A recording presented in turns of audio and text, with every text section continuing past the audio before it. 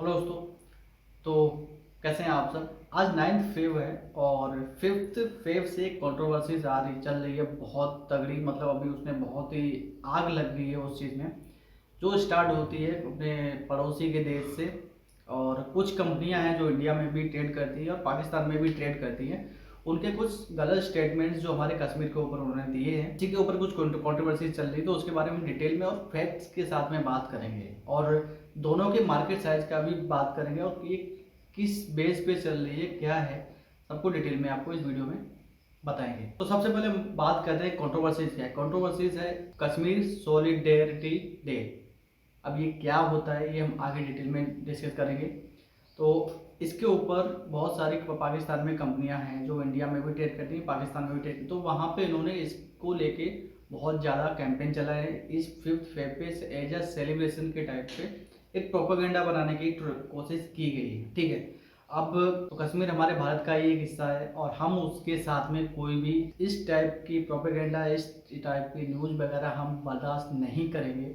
और जब बात नेशनलिज्म पे आती है तो हमारे सेंटिमेंट्स जुड़े होते हैं उससे, और ये चीज़ कंपनियों को समझना चाहिए इस तरह के स्टेटमेंट देने से पहले। तो चलिए हम सबसे पहले बात करेंगे बिजनेस की, क्योंकि बिजनेस को ही टारगेट किया गया है, तो उस वजह से हम बिजनेस से स्टार्ट करते हैं। दोनों कंट्रियों में डिफरेंसेस क्या है।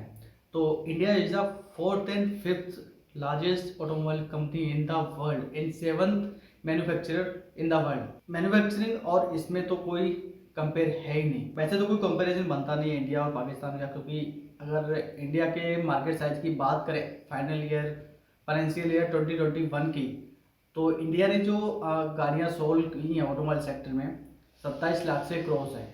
और पाकिस्तान के अगर एक साल के डेटा बताऊं लॉकडाउन पीरियड के टाइम पे, तो वो है 1,25,000। इतनी गाड़ियां हमारे यहाँ पे सिर्फ एक कंपनी एक महीने में करती है। मारुति सुजुकी 1.5 लाख गाड़ियां एक महीने में बेचती है, जितनी पाकिस्तान में पूरे साल में गाड़ियां बिकी हैं। तो ये देखने से ही आपको पता चल जाता है कि भाई कोई कंपटीशन है ही नहीं और ना ही कोई कंपैरिजन। तो ये तो रहा मार्केट साइज।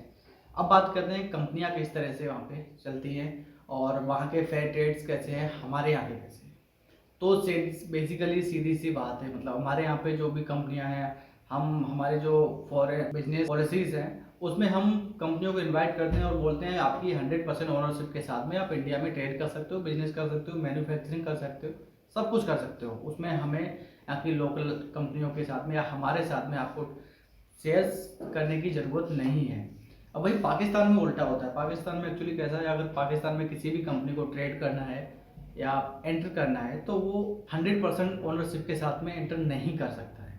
अब पाकिस्तान की इतनी तो ताकत है नहीं कि 50% का कंपनियों के साथ में डीलिंग कर सके, तो वो 80-20% करते हैं। मतलब 80% ओनरशिप कंपनी की रहती है और 20% वहाँ के लोकल किसी के साथ में उनको टाई अप करने पड़ते हैं, या वहाँ की गवर्नमेंट या लोकल जो कंपनियाँ उनके साथ में।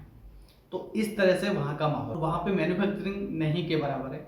असेंबली होती है कुछ कुछ कुछ, और इतना ज़्यादा असेंबली भी नहीं है। तो वहाँ पे ऑलमोस्ट जो भी गाड़ियाँ हैं सब इम्पोर्ट की हुई होती है, जिसकी वजह से बहुत महंगी भी मिलती है। अब ये सारी लिस्ट में आप देख सकते हो, यहाँ पे इतनी सारी कंपनियों ने अभी 5th फेब पे वहाँ पे सिंगल स्टेटमेंट दिए हैं, सबने सेम। इसमें बहुत सारी कंपनियां आई थी जो इंडिया में भी ट्रेड करती है और पाकिस्तान में भी ट्रेड। तो अब यहाँ पे ये सब चीज़ होने के बाद कंट्रोवर्सी तो होनी डेफिनेटली। कंट्रोवर्सीज एक्चुअली थी किस बेस पे, किस टॉपिक पे थी, वो हम डिटेल में देखते हैं। कंट्रोवर्सी थी कश्मीर सॉलिडेरिटी डे पे। अब ये एक्चुअली होता क्या है, कश्मीर सॉलिडेरिटी डे क्या है, पाकिस्तान ऐसे क्यों मनाता है। तो एक्चुअली पाकिस्तान का मानना ये है कि कश्मीर जो है, जो भी भारत ऑक्यूपाइड जो कश्मीर है, मतलब हमारे यहाँ जो भी कश्मीर है जो हिस्सा, उस हिस्से को पाकिस्तान चाहता है कि आज़ाद करें। वहाँ के लोग बहुत ही मतलब तकलीफ में हैं, वो लोग इंडिया के साथ नहीं रहना चाहते हैं, आज़ादी मांग रहे हैं वो लोग। ऐसा उनका सोच है, मतलब पाकिस्तान की सोच है। और जिसकी वजह से, और ये स्टार्ट हुआ था 1990 में और इसका फर्स्ट मनाया गया था 5th फेब 1991 में, फर्स्ट डे। तब से लेके अभी तक वो इसी को लेके मना चल रहे हैं। और अब तो उन्होंने इतना बड़ा प्रोपेगेंडा बना दिया इस चीज़ को लेके कि वहाँ पे गवर्नमेंट हॉलीडे अनाउंस होते हैं 5th फेब पे। मतलब बिजनेसेस बंद रहते हैं, स्कूल्स बंद रहते हैं, और एज अ मतलब जैसे हमारे यहाँ पे 15 अगस्त 26 जनवरी ये सब मनाते हैं, उस टाइप से वो लोग इस डे को सेलिब्रेट करने लगे हैं। तो ये हम भी जानते हैं और हम बिल्कुल भी बर्दाश्त नहीं करेंगे ऐसी कोई स्टेटमेंट जो कोई रेपुटेड कंपनी इस तरह से किसी जियोपॉलिटिकल इश्यूज में इन्वॉल्व होते हैं, तो वो डेफिनेटली एक्सेप्टेबल नहीं है। ये प्रॉब्लम वहाँ से चल रही है और इस चीज़ को लेके इतना बड़ा इशू बनाया जा रहा है पाकिस्तान की तरफ से। अब उनको एक्चुअली पता है कि इंडिया जब पावरफुल कंट्री इसको डायरेक्ट हिट नहीं कर सकते इकोनॉमिकली, इंफ्रा, मैन्युफैक्चरिंग और ग्रोथ में हम किसी भी तरह से इसको हिट नहीं कर सकते, ना ही कम्पीट कर सकते हैं। तो इस वजह से कुछ हमारे पड़ोसी देश हैं जिनको ये चीज़ खलती है कि इतना मतलब इतने अच्छी ग्रोथ कैसे कर रहा है, सब कुछ अच्छा कैसे जा रहा है। तो आई थिंक आप समझ सकते हो कि मैं किसकी बात कर रहा हूँ। हैं दो पड़ोसी देश, उनको ये चीज़ हजम नहीं होती है, तो इसकी वजह से उन्होंने ये सब डायरेक्ट हिट करने की वजह से उन्होंने सोचा कि चल क्यों ना हम इनके बिजनेसेस पे हिट करें, जो कि पाकिस्तान और इंडिया दोनों में ही शेयर कर होते हैं।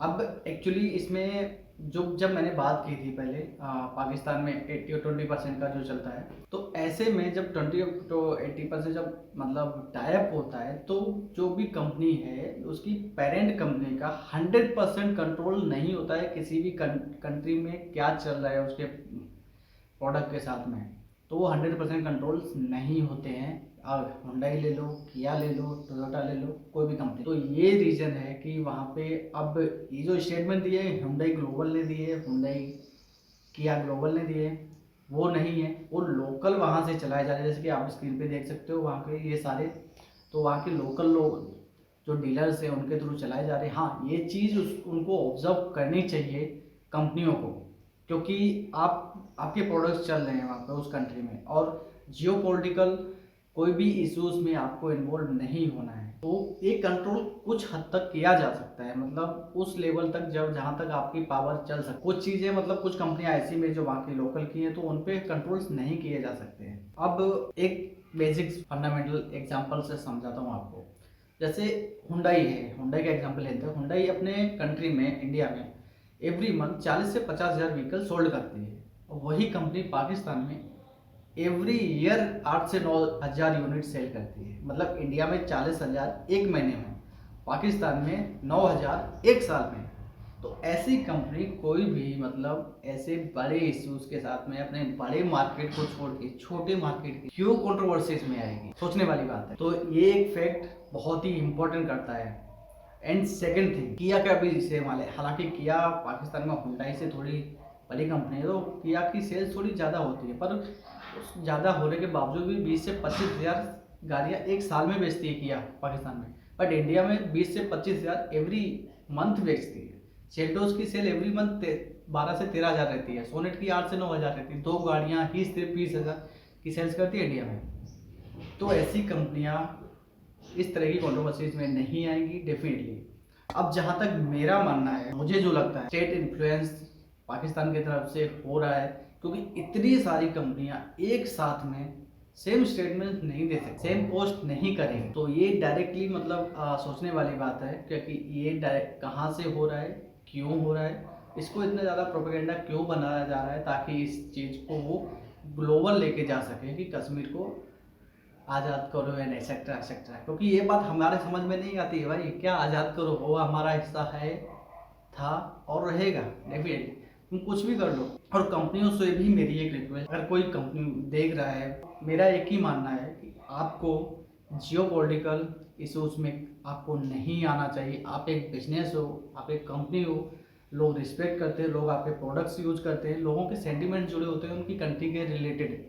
तो ना ही आपको पॉलिटिकल इशूज़ के साथ में अटैच होना चाहिए, और ना ही आपको जियोपॉलिटिकल इशूज़ के साथ में अटैच होना चाहिए दो नेशन के बीच में, और खासकर मतलब कंट्रीज़ के बीच में जिसमें पहले से ही हालात ख़राब चल रहे। तो आपको ये सब समझना चाहिए, और आपका मार्केट प्लेस कहाँ पे बड़ा है, कहाँ पे छोटा है, वो भी आपको देख के काम करना पड़ेगा।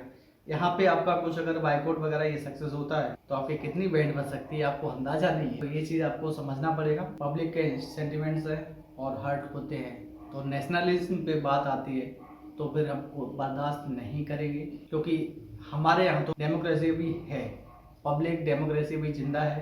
पड़ोसियों को पता नहीं उनके यहाँ पे कैसे रहते हैं, क्योंकि यहाँ पे एवरी पर्सनल पर्सन अपने थॉट्स रख सकता है, कुछ भी बोल सकता है, कुछ भी कर सकता है। और इस तरह की हरकतें नहीं होनी चाहिए इन फ्यूचर, क्योंकि कंपनीज को अपने सिर्फ बिजनेस पे फोकस करना चाहिए, ना कि पॉलिटिकल इशूज़ पे। हालांकि मैंने बहुत सारे अभी कमेंट्स पढ़े थे और लोगों की पोस्ट देख रहा था, उसमें कुछ लोगों ने किया कि गाड़ियाँ बुक कराई हुई थी कैंसिल कर दी, हुंडई की बुक कराई थी कैंसिल कर दी।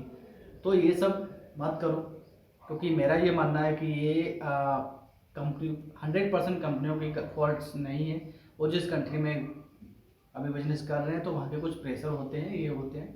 और फिर 100% ओनरशिप पाकिस्तान में किसी भी कंपनी के पास नहीं है।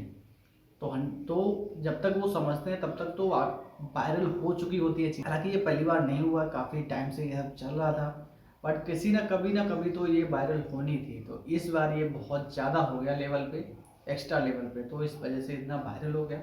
और इंडिया एज अ नेशन अपनी पावर दिखाता है कि इतनी जल्दी हमने जैसे ही हैशटैग वहाँ पे चलाए हैं उसके कुछ घंटों में भी सबके स्टेटमेंट्स आने लगे कि भाई हमने अपनी पोस्ट रिकॉल कर ली है, डिलीट करवा दी है। तो ये हमारे नेशन की पावर दिखाता है कि हाँ हम कितने स्ट्रॉन्ग हैं। अगर किसी चीज़ को स्टैंड लेते हैं तो बहुत जल्दी उसको रिकॉल किया जा सकता है। Proud to be an Indian. और आखिरी बात, अगर पाकिस्तान से ये वीडियो कोई देख रहा है तो प्लीज़ अपनी गवर्नमेंट से रिक्वेस्ट करो, वहाँ की पब्लिक, कि भाई आप इंफ्रा पे फोकस करो, जॉब्स क्रिएशन पे फोकस करो, कंपनीज मैन्युफैक्चरिंग पे फोकस करो, ना कि इस तरह के प्रोपेगेंडा फैलाने में, इस तरह के किसी भी कंट्रीज़ के लिए जहर उगलने के लिए। इससे आपका देश का भला नहीं होने वाला है।